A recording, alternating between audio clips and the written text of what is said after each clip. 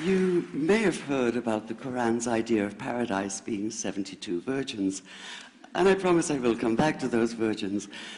But in fact, here in the Northwest, we're living very close to the real Quranic idea of paradise, defined 36 times as gardens watered by running streams. Since I live in a houseboat on the running stream of Lake Union, this makes perfect sense to me. But the thing is, how come it's news to most people? I know many well-intentioned non-Muslims who've begun reading the Quran but given up, disconcerted by its otherness. The historian Thomas Carlyle considered Muhammad one of the world's greatest heroes, yet even he called the Quran as toilsome reading as I ever undertook, a wearisome, confused jumble. Part of the problem, I think, is that we imagine that the Quran can be read as we usually read a book, as though we can curl up with it on this rainy afternoon with a bowl of popcorn within reach, as though God, and the Quran is entirely in the voice of God speaking to Muhammad, were just another author on the bestseller list. Yet the fact that so few people do actually read the Quran is precisely why it's so easy to quote. That is, to misquote. Phrases and snippets taken out of context in what I call the highlighter version, which is the one favored by both Muslim fundamentalists and anti-Muslim Islamophobes. So this past spring, as I was gearing up to begin writing a biography of Muhammad, I realized I needed to read the Quran properly as I could, that is.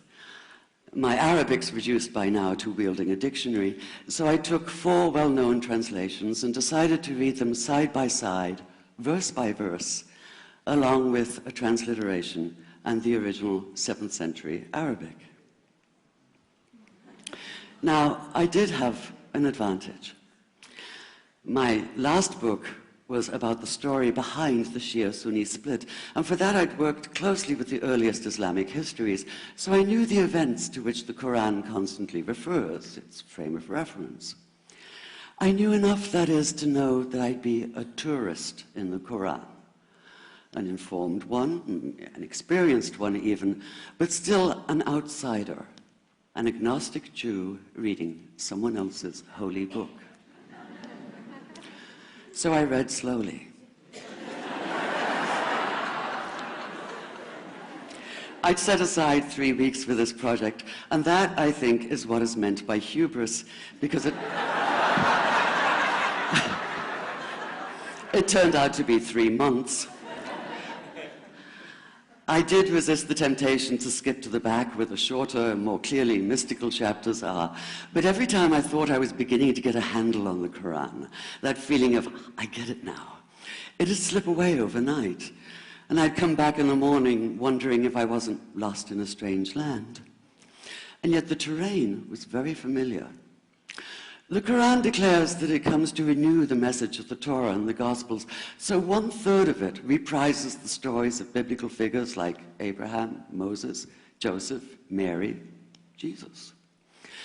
God himself was utterly familiar from his earlier manifestation as Yahweh, jealously insisting on no other gods. The presence of camels, mountains, desert wells, and springs took me back to the year I spent wandering the Sinai desert.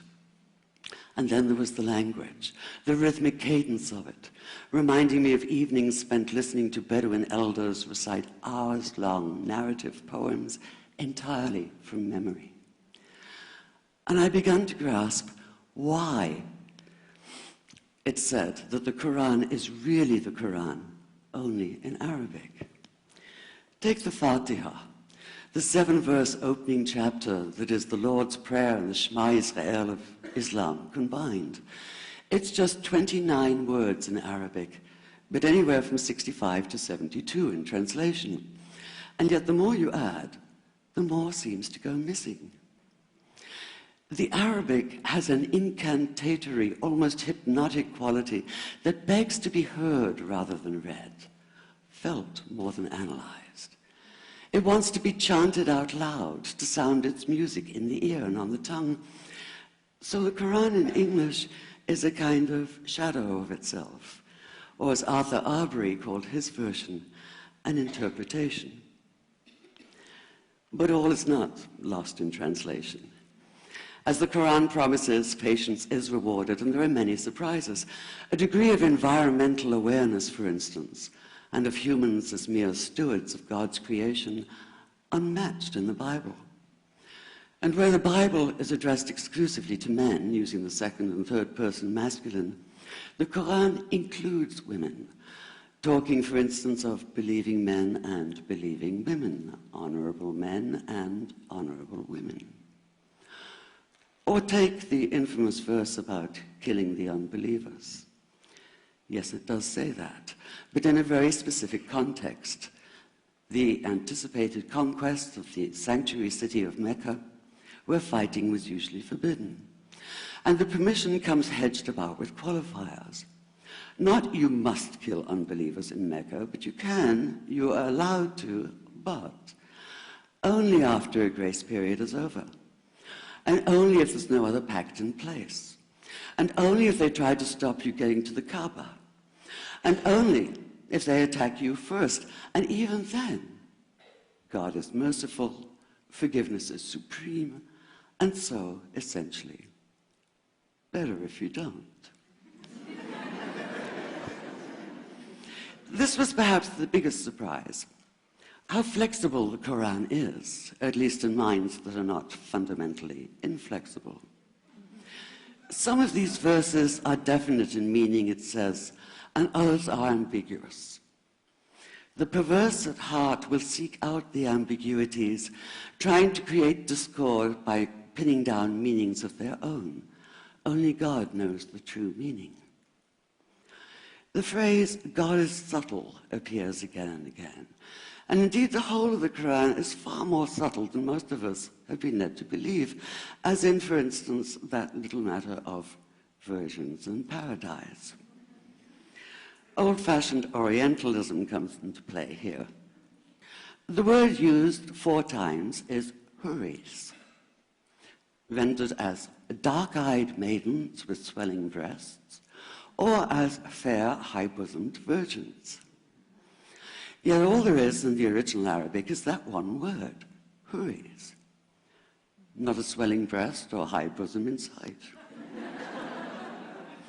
Now, this may be a way of saying pure beings, like in angels, or it may be like the Greek kos, or kore, an eternal youth. But the truth is, nobody really knows, and that's the point.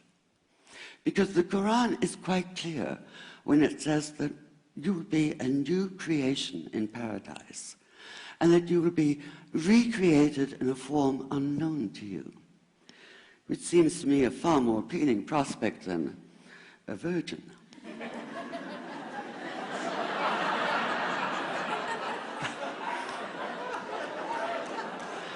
And that number 72 never appears.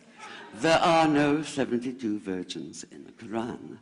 That idea only came into being 300 years later, and most Islamic scholars see it as the equivalent of people with wings sitting on clouds and strumming harps. Paradise is quite the opposite. It's not virginity, it's fecundity, it's plenty, it's gardens watered by running streams.